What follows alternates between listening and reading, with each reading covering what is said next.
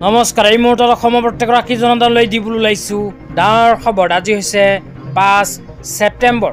আজি অসমৰ লাখ লাখ দুখীয়াসকললৈ কেইখনমান চৰকাৰী আঁচনিলৈ দিবলৈ ওলাইছোঁ ডাঙৰ খবৰ। তো যিসকল মানুহে ভিডিঅ'টোত ক্লিক কৰিছে অনুগ্ৰহ কৰি ভিডিঅ'টো স্কিপ নকৰি প্ৰথমৰ পৰা শেষলৈ চাই থাকিব, কিয়নো এইটো ভিডিঅ'ৰ মাজত অৰুণোদয় আঁচনিৰ পৰা আৰম্ভ কৰি শ্ৰমিকসকললৈ কেইখনমান গুৰুত্বপূৰ্ণ খবৰ প্ৰদান কৰিম।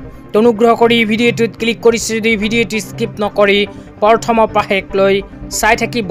লগতে মোৰ চেনেলত নতুন হ'লে প্লিজ চেনেলটো ছাবস্ক্ৰাইব কৰি মোৰ লগত থাকিব। তো বলক ভিডিঅ'টো আৰম্ভ কৰি আজি প্ৰথমটো গুৰুত্বপূৰ্ণ খবৰৰ বিষয়ে বিস্তাৰিত জানি লওঁ। তো আজি প্ৰথমটো গুৰুত্বপূৰ্ণ খবৰ হ'ল অৰুণোদয় 3.0 আঁচনিলৈ। তো যিসকল মানুহে অৰুণোদয় 3.0 আঁচনিত আবেদন কৰিছিল সেইসকল মানুহৰ বাবে আহি গ'ল ভাল খবৰ, কিয়নো অসমৰ মাননীয় মুখ্যমন্ত্ৰী ডাঙৰীয়াই ঘোষণা কৰা অনুযায়ী অৰুণোদয় 3.0 আঁচনিত আবেদন কৰাসকলক অহা 17 ছেপ্টেম্বৰ তাৰিখে প্ৰদান কৰিব অৰুণোদয় 3.0 আঁচনিৰ 1250কৈ টকা।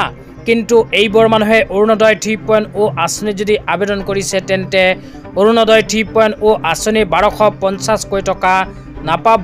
এইবোৰ মানুহৰ নাম লিষ্টৰ পৰা কৰ্তন হ'ব। তো কোনবোৰ মানুহে নাপাব সেই আপোনালোকক বিতংভাৱে জনাই দিছোঁ। অসম চৰকাৰে যেতিয়া অৰুণোদয় আঁচনিত আবেদন কৰিব দিছিল তেতিয়া কেইখনমান যোগ্যতাৰ কথা উল্লেখ কৰিছিল। প্ৰথম যোগ্যতাটো হ'ল ৰেচন কাৰ্ডত নাম অন্তৰ্ভুক্ত থাকিব লাগিব। লগতে 2 নম্বৰ যোগ্যতাটো হ'ল অসমৰ স্থায়ী বাসিন্দা হ'ব লাগিব আৰু বৰ্তমানে অসমত বসবাস কৰা হ'ব লাগিব। তাৰপিছত বছৰেকীয়া আয় 2 লাখ টকাতকৈ কম হ'ব লাগিব। তো আপোনালোকৰ বছৰেকীয়া আয় যদি 2 লাখ টকাতকৈ বেছি হয় তেন্তে অৰুণোদয় 3.0 আঁচনিৰ 1250কৈ টকা পোৱাৰ বাবে আপুনি যোগ্য নহয়। লগতে এখন বেংক একাউণ্ট থাকিব লাগিব। যিসকল মানুহে অৰুণোদয় 3.0 আঁচনিত আবেদন কৰিছে সেইসকল মানুহৰ বাধ্যতামূলক বেংক একাউণ্ট থাকিব লাগিব, কিয়নো বেংক একাউণ্টৰ জৰিয়তেই চৰকাৰে অৰুণোদয় 3.0 আঁচনিৰ টকা লাভ কৰিব। তাৰপিছত আৰু কোৱা হৈছে বিধৱা, অবিবাহিত মহিলা, বিবাহ বিচ্ছেদিত মহিলা, অকলশৰীয়া মহিলাসকলেও লাভ কৰিব অৰুণোদয় 3.0 আঁচনিৰ টকা। এইবোৰ মানুহে যদি অৰুণোদয় 3.0 আঁচনিত আবেদন কৰিছিল তেন্তে কোনো সমস্যা নোহোৱাকৈ নিঃসন্দেহে লাভ কৰিব অৰুণোদয় 3.0 আঁচনিৰ টকা। লগতে অসম চৰকাৰে কেইখনমান বেমাৰৰ কথা উল্লেখ কৰিছিল, যেনে থেলেচেমিয়া, হেম'ফিলিয়া, চেৰিবেল পালচি আদিৰ দৰে যদি বেমাৰ কোনো পৰিয়ালত আছে তেন্তে সেই পৰিয়ালো লাভ কৰিব অৰুণোদয় 3.0 আঁচনিৰ 1250কৈ টকা। তেতিয়া আপোনালোকক জনাইছোঁ কোনবোৰ মানুহে অৰুণোদয় আঁচনিৰ টকা নাপাব, কোনবোৰ মানুহৰ নাম অৰুণোদয় আঁচনিৰ লিষ্টৰ পৰা কৰ্তন হ'ব। তো ইয়াতে কোৱা হৈছে যে যিসকল মানুহৰ পৰিয়ালৰ কোনো সদস্যই চৰকাৰী চাকৰিৰ লগত জড়িত সেইসমূহ পৰিয়ালে লাভ নকৰে অৰুণোদয় 3.0 আঁচনিৰ টকা। লগতে যিসমূহ পৰিয়ালৰ কোনো সদস্যই আগত চৰকাৰী চাকৰি কৰিছিল আৰু বৰ্তমানে পেঞ্চন লাভ কৰি আছে সেইসমূহ পৰিয়ালৰ সদস্যও অৰুণোদয় 3.0 আঁচনিৰ সুবিধা নাপাব। লগতে যিসমূহ মানুহৰ ঘৰত 4চকীয়া বাহন আছে সেইসমূহ মানুহেও অৰুণোদয় 3.0 আঁচনিৰ টকা পোৱাৰ বাবে যোগ্য নহয়। তাৰপিছত কোৱা হৈছে যিসকল মানুহে ইনকাম টেক্স পে' কৰে সেইসকল মানুহেও অৰুণোদয় 3.0 আঁচনিৰ টকা নাপাব।